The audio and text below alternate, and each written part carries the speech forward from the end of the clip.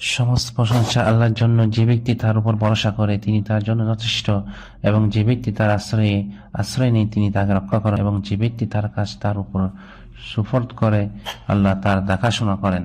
আমি সাক্ষ্য দিচ্ছি যে আল্লাহ ছাড়া কোনো ইলাহ নেই, তিনি ছাড়া সত্যিকার অর্থে কোনো উপাস্য নেই, এবং আমি সাক্ষ্য দিচ্ছি যে মুহাম্মদ সাল্লাল্লাহু আলাইহি ওয়াসাল্লাম তার বান্দা ও রাসূল এবং তার মনোনীত। তার উপর সালাম ও দরুদ বর্ষিত হোক, এবং তার পরিবারবর্গ, সাহাবাগণ এবং যারা তার হেদায়েত অনুসরণ করে তাদের উপর। অতঃপর হে মুসলিমগণ, আল্লাহকে ভয় করো, কারণ আল্লাহকে ভয় করা হলো সকল ভালো ও সফলতার চাবিকাঠি দুনিয়া ও আখিরাতে। হে বান্দাগণ, যদি তোমরা আল্লাহকে ভয় করো তবে তিনি তোমাদের জন্য ফুরকান দান করবেন, সত্য মিথ্যার পার্থক্যকারী, এবং তোমাদের পাপগুলো মিটিয়ে দিবেন এবং তোমাদের ক্ষমা করবেন, এবং মহান আল্লাহ অনুগ্রহের অধিকারী।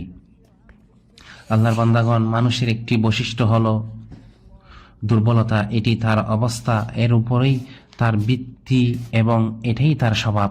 আল্লাহ তাআলা বলেছেন, আল্লাহ তিনি যিনি তোমাদেরকে দুর্বলতা থেকে সৃষ্টি করেছেন, এবং তিনি বলেছেন এবং মানুষকে দুর্বল রূপে সৃষ্টি করা হয়েছে, অর্থাৎ সে তার প্রবৃত্তির বিরোধিতা করতে অক্ষম, তার চাহিদা ও শক্তির মোকাবিলায় অসমর্থ, এমনকি সে কামনা বাসনার অনুসরণ থেকে ফিরে থাকতে পারে না, এবং প্রলোভনের সামনে নিজেকে সংযত রাখতে পারে না, কিন্তু যাকে আল্লাহ রক্ষা করেন সে ব্যতীত।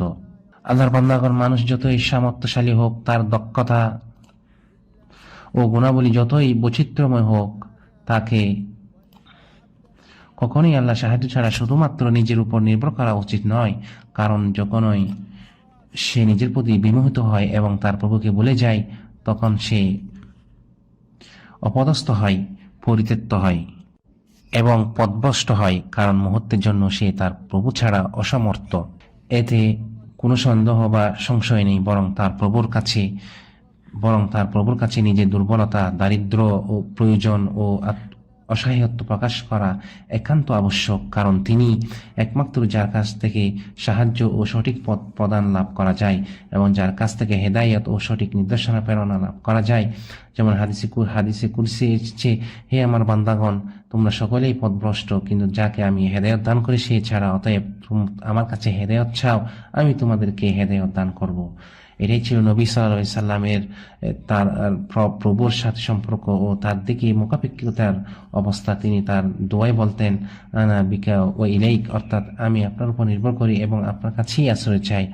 খন্দকের যুদ্ধের দিন তিনি সাহাবাদের সাথে মাটি বহন করেছিলেন এবং ইবনে রওয়াহার কথাগুলো আবৃত্তি করেছিলেন। আল্লাহর শপথ, আল্লাহ না হলে আমরা হেদায়েত পেতাম না, আমরা সদকাও করতাম না, নামাজও পড়তাম না।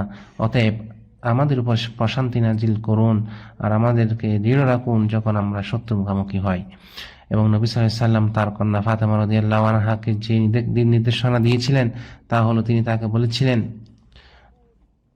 নবী সাল্লাল্লাহু আলাইহি ওয়াসাল্লাম তার কন্যা ফাতেমা রাদিয়াল্লাহু আনহাকে যে উপদেশ দিয়েছিলেন তার মধ্যে তিনি তাকে বলেছিলেন, তুমি আমার এই উপদেশটি শুনো, তুমি যখন সকাল করো এবং যখন সন্ধ্যা করো তখন এই দোয়াটি বলো, ইয়া হাইয়্যু ইয়া কাইয়্যুম বিরাহমাতিকা আস্তাগীথ আসলিহ লি শা'নি কুল্লাহু ওয়া লা তাকিলনি ইলা নাফসি তারাফাতা আইন। আল্লাহর বান্দাগণ, নিজের প্রতি বিমোহিত হওয়া ও নিজেকে বড় মনে করা অহংকারের সবচেয়ে নিকৃষ্ট ও মারাত্মক প্রকার। এটি বান্দার হৃদয়কে সবচেয়ে বেশি ধ্বংস করে ও কলুষিত করে। যখন বান্দাকে তার নিজের উপর ছেড়ে দেওয়া হয় তখন তার নিজেরই তাকে পরাজিত করে, আয়ত্ত আনে বন্দী করে, ধ্বংস করে দেয়। পরম দয়ালু রহমত তার থেকে মুখ ফিরিয়ে নেয় এবং তাকে অবহেলা ও পরিত্যাগ ঘিরে ধরে।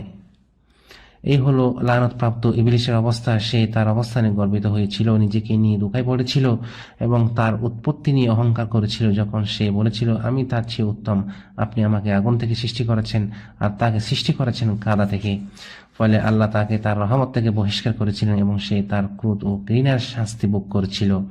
আর সেই দুই বাগানের মালিক যে তার প্রভুর অনুগ্রহ অস্বীকার করেছিল, যখন সে নিজের প্রতি বিমোহিত হয়ে তার গাফিলতি ও দীর্ঘ আসার কারণে যা বলেছিল তার পরিণতি হলো যে তার সব সম্পদ ধ্বংস হয়ে গেল এবং সে অনুতাপ ও আফসোসের মধ্যে নিপতিত হলো। আর হুনাইনের যুদ্ধে যারা নিজেদের সংখ্যার দিকে গর্বিত হয়েছিল এবং বলেছিল, আজকের দিনে আমরা সংখ্যালঘু হওয়ার কারণে পরাজিত হব না, তারা তাদের সংখ্যা শক্তির উপর ভরসা করেছিল, ফলে তারা পরাজিত ও অপদস্থ হলো। তারপর আল্লাহ তার সাহায্য দ্বারা তাদের সহায়তা করলেন, শেষ পর্যন্ত তারা বিজয়ী হলেন। আল্লাহর বান্দাগণ, নিজের প্রতি বিমোহিত হওয়া ও আত্মমুগ্ধতা আমাদেরকে আমাদের প্রভুর দিকে চলার পথে সবচেয়ে বড় বাধা এবং আমাদের সঠিক লক্ষ্য থেকে বিচ্যুত করে। পূর্ববর্তী সালাফদের একজন বলেছেন, আল্লাহ ভীতি তোমাকে আল্লাহর কাছে পৌঁছায়, আর তোমার অন্তরের অহংকার ও অহমিকা তোমাকে আল্লাহ থেকে বিচ্ছিন্ন করে। আর মানুষের প্রতি হিংসা বিদ্বেষ পোষণ করা একটি গুরুতর রোগ, যা নিরাময় করা কঠিন। এর বিপরীতে আমাদের জানা উচিত, যে ব্যক্তি তার প্রভুর রহমতের উপর আস্থা রাখে এবং তার রহমত ছাড়া অন্য কিছুর উপর আস্থা রাখে না এবং বিশ্বাস করে যে সে আল্লাহর সাহায্যে সফল হয়, নিজের জ্ঞান, চিন্তা, সামর্থ্য বা শক্তির সাহায্য নেই, সেই প্রকৃতভাবে তার প্রভুর উপর তাওয়াক্কুল বা নির্ভরতা অর্জন করে, তখন আল্লাহ তাকে সাফল্য দান, পথ নির্দেশনা এবং তার সকল কাজ সংশোধনের দায়িত্ব নেন। এমন ব্যক্তি আল্লাহর হেফাজত ও সংরক্ষণের যোগ্য। আল্লাহ তাকে তার নিজের উপর ছেড়ে দেন না। এটি আল্লাহর সর্বশ্রেষ্ঠ অনুগ্রহ ও মহান নিয়ামতগুলোর একটি। ইউসুফ আলাইহিসসালাম তার প্রভুর কাছে এভাবে দোয়া করেছিলেন, আমাকে মুসলিম অবস্থায় মৃত্যু দান করুন এবং আমাকে সালেহীন সৎকর্মশীলদের অন্তর্ভুক্ত করুন। তিনি এই কথা শুধুমাত্র নিজের তুচ্ছতা স্বীকার এবং তার প্রভুর অনুগ্রহের প্রতি মুখাপেক্ষিতা প্রকাশের জন্যই বলেছিলেন। আব্দুল্লাহ বিন মাসউদ রাদিয়াল্লাহু আনহুর দোয়ায় একটি অংশ ছিল, কারণ আপনি যদি আমাকে আমার নিজের উপর ছেড়ে দেন, তবে তা আমাকে পাপের কাছাকাছি নিয়ে যায় এবং ভালো থেকে দূরে সরিয়ে দেয়, আর আমি শুধু আপনার রহমতের উপরে আস্থা রাখি। আল্লাহর বান্দাগণ, অহমিকা ধ্বংসাত্মক ও গুণাবলীর মধ্যে পড়ে। যেমন হাদিসে এসেছে, ধ্বংসাত্মক গুণ হলো পরিপূর্ণভাবে অনুসৃত কৃপণতা, অনুসৃত প্রবৃত্তি এবং মানুষের নিজের প্রতি অহমিকা। এই নিকৃষ্ট চরিত্রের শাস্তি ভয়াবহতা। নবী সাল্লাল্লাহু আলাইহি ওয়াসাল্লাম বলেছেন, একজন ব্যক্তি গর্বিতভাবে হাঁটছিল, তার পোশাক নিয়ে সে নিজে মোহিত ছিল।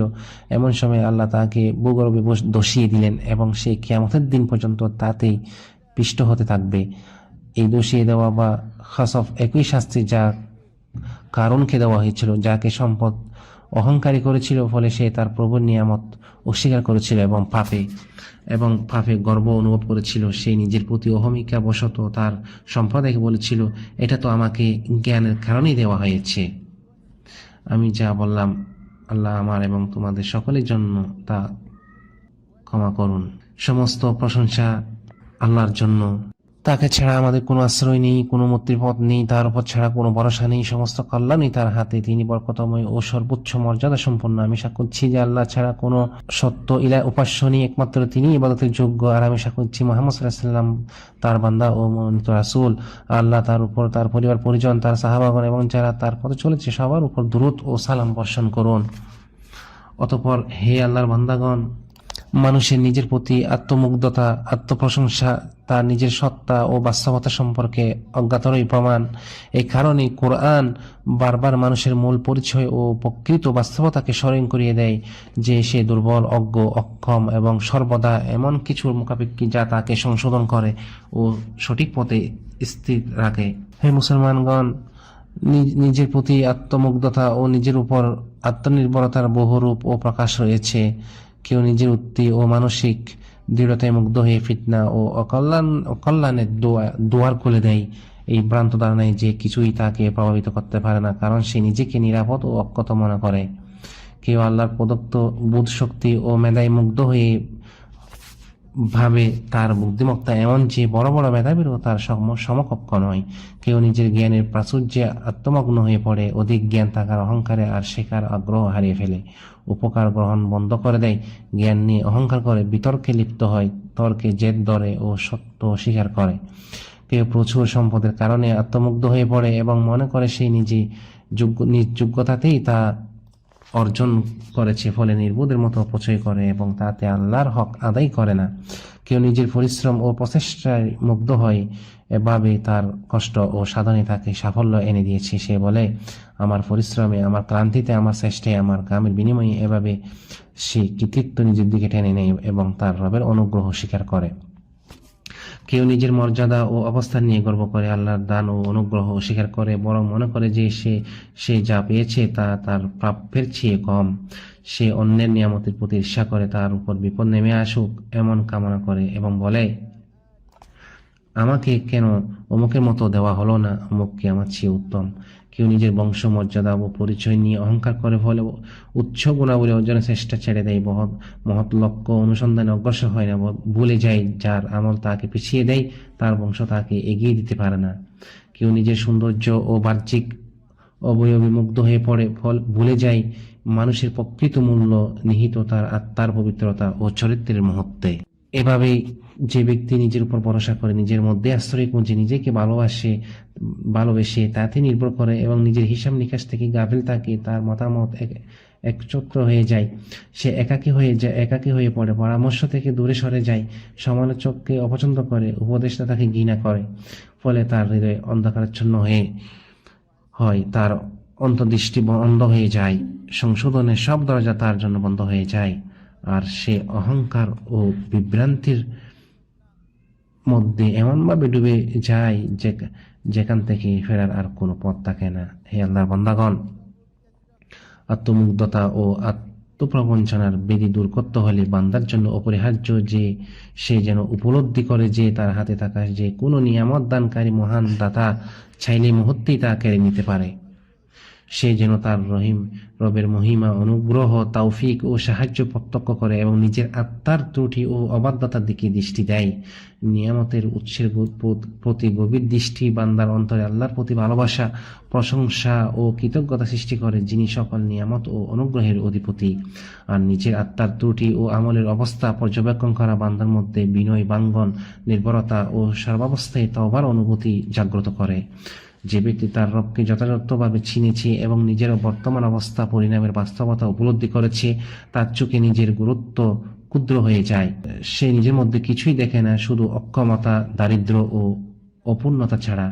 হে আল্লাহর বান্দাগণ, আল্লাহ তোমাদের প্রতি রহম করুন। তোমরা তোমাদের নবী মুহাম্মদ সাল্লাল্লাহু আলাইহি ওয়াসাল্লামের উপর দুরূদ ও সালাম পাঠ করো, কেননা তোমাদের রব তার সুস্পষ্ট কিতাবে এই বিষয়ে আদেশ দিয়েছেন, যিনি তার কথায় সর্বাধিক সত্যবাদী।